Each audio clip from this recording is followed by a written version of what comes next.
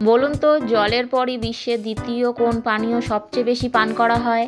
নাম শুনলেই চমকে যাবেন, গ্যারান্টি। একথা কে না জানে যে বিশ্বের সবচেয়ে বেশি পান করা হয় একটি মাত্র পানীয়, তা হলো জল। কিন্তু বলুন তো জলের পরই কোন সেই পানীয় যা বিশ্বের সবচেয়ে বেশি পান করা হয়? প্রশ্ন শুনে মাথা চুলকাচ্ছেন বেশিরভাগ মানুষ, কারণ প্রশ্ন সহজ হলেও উত্তরটা কিন্তু অনেকেরই অজানা।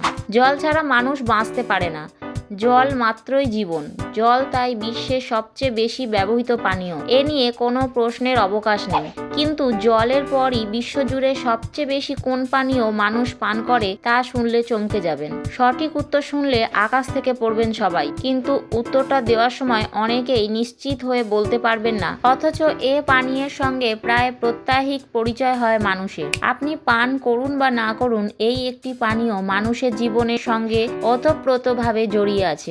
এই পানীয় যে কেবল তেষ্টা মেটায় তা নয়, ক্লান্তিও দূর করে, মানুষকে নতুন করে কাজের উৎসাহ দেয়, আরও সতেজ ও চনমনে করে তোলে।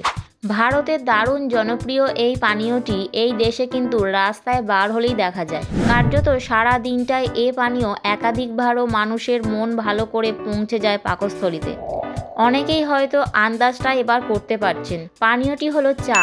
চা এমন একটি পানীয় যা বিশ্বে জল পানের পর সবচেয়ে বেশি পান করে থাকেন মানুষ।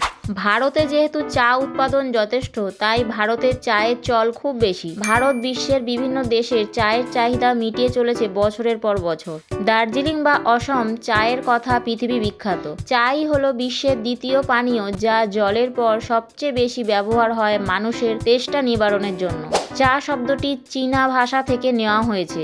কথিত আছে যে চীনের রাজা শেংনুং চা পানীয়ের নামকরণ করেছিলেন চায়ে, এবং এটি চা, চায় ইত্যাদি শব্দ দ্বারা পরিচিত হয়েছিল গোটা বিশ্বে। শুধু তাই নয়, ইংরেজি শব্দ টি চীনের আরেকটি ভাষা মিন চাইনিজ থেকে উদ্ভূত হয়েছে, যেখানে এর বানান টি ই বা টি আই।